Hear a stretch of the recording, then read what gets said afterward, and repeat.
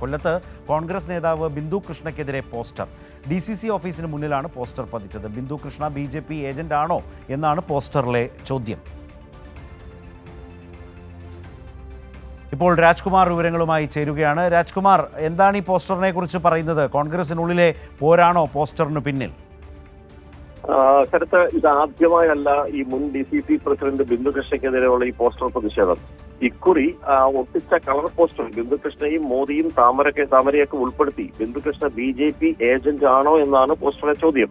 ഈ കൊല്ലം കോർപ്പറേഷന്റെ ഈ താമരക്കുളം അതുപോലെ കൊല്ലൂർവിള ഉൾപ്പെടെ പല ഡിവിഷനുകളിലും നിയമസഭാ തെരഞ്ഞെടുപ്പ് ലക്ഷ്യം വെച്ച് BJP കോൺഗ്രസ് രഹസ്യ വോട്ട് ധാരണ ഉണ്ടെന്നാണ് ഒരു ആരോപണം. അതേപോലെ കൊല്ലൂർവിള സീറ്റ് ബിന്ദുകൃഷ്ണ വിറ്റു എന്ന് പോസ്റ്ററിൽ ആരോപണം ഉന്നയിക്കുന്നു.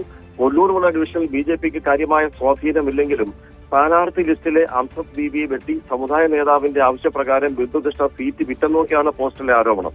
എന്നാൽ ഇതുകൊണ്ടൊന്നും തന്നെ തളർത്താനാകില്ലെന്നാണ് ബിന്ദുകൃഷ്ണ പറയുന്നത്. DCCക്ക് മുന്നിലുള്ള ബിന്ദുകൃഷ്ണയ്ക്കെതിരെയുള്ള പോസ്റ്റർ അവരുടെ പക്ഷക്കാർ തന്നെ നശിപ്പിക്കുകയും ചെയ്തു.